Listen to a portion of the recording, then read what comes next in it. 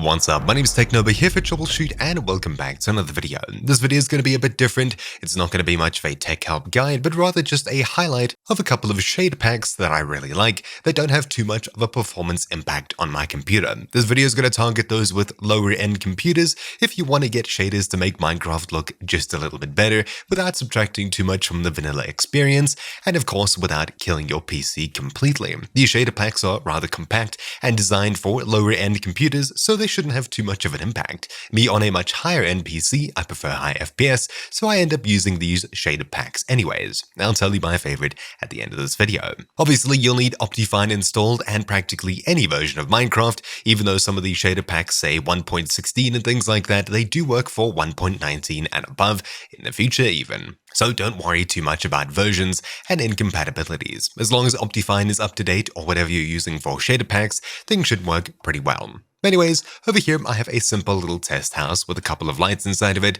Nothing too fancy, but it's definitely something to show what FPS and things you can expect with different shader packs. And of course it's nighttime, so you'll be able to see different lights. If I hit F3 over here, you can see that I'm currently sitting at 60-70-ish FPS. I haven't gone through the effort of optimizing Optifine that much, so this is the FPS that I'm getting before enabling any kind of shader packs, and let's just jump right into it. So options, video settings, shaders. The first one I'll be showing you is the Shaderpacks 13 high performance toaster. As the name implies, it's a high-performance pack designed to run on a toaster. Of course, a 3080 Ti is far from a toaster. However, this is one of my favorite shader packs. It doesn't subtract too much from the game. As you can see, I'm sitting at a solid 27-ish 25 FPS, so it really halved my FPS, but the game really looks quite nice and pleasant. Looking over in this direction, I seem to be losing some FPS for some reason. Over here, a solid 60 as before. It's a little bit on the dark side inside of caves and things like that, but other than that, I really do like the way that this looks. It's a pleasant lighting effect that doesn't subtract too much from the vanilla game, and is just overall a general improvement that I really do enjoy.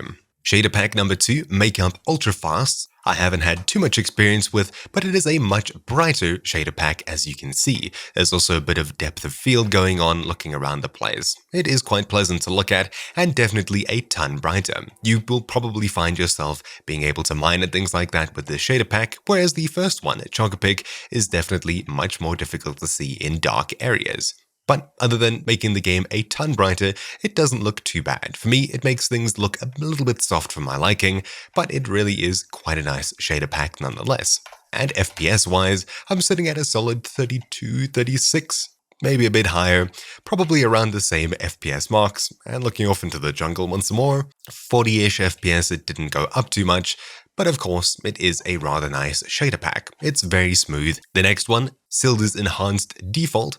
This is a much more popular pack. It's one of Sildur's many shader packs, and of course is a fan favorite. As you can see, this is far more vanilla than anything else, other than the water having its own wobbly texture, the tree leaves moving and things like that. I don't really like the everything's wobbling effect, but of course if this is something that you're looking for, this is where you'll find it. There's also much harsher shadows, as you can see here, and the lighting, bokeh and things like that around light sources isn't so visible.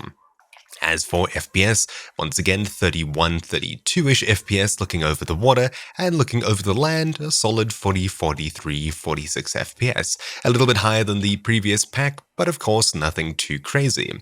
As for why there's such a harsh shadow from the moon, well, I don't really know, to be honest. It's a little bit too much of the world shadows and things like that, and too little of specific light sources inside of houses and things like that. Far more vanilla, but of course, it is quite pleasant to look at least if you're going to be running around in the daytime. The final pack I'll be showing you is YoFPS Low Shaderpacks 13 Edit. This one is very, very bright to say the least, and it is going for more of the block illumination rather than the world illumination. Everything is rather bright. Looking over at the trees, I'm sitting at a solid 90-ish FPS, which makes this the most performant shader pack I've tried thus far.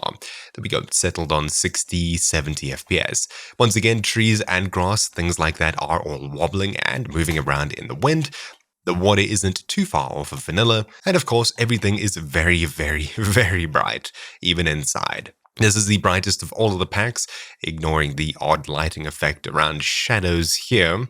I'm sitting at a solid 40-ish FPS, which is pretty much normal for inside here. But again, looking over into the trees, FPS is settling a lot higher than it was with previous shader packs, and of course everything is wobbling around as well.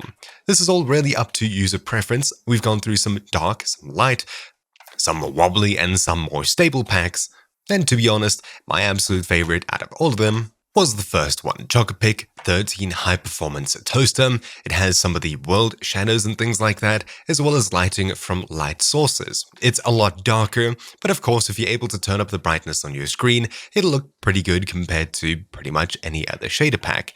Water is pretty much the same, and trees and grass are all sitting there still as blocks should be. Anyways, once again, it's all user preference. This is just what I like. I like the global illumination, light sources releasing some light like this. It's not too harsh and too bright. It is just quite pleasant, at least for me.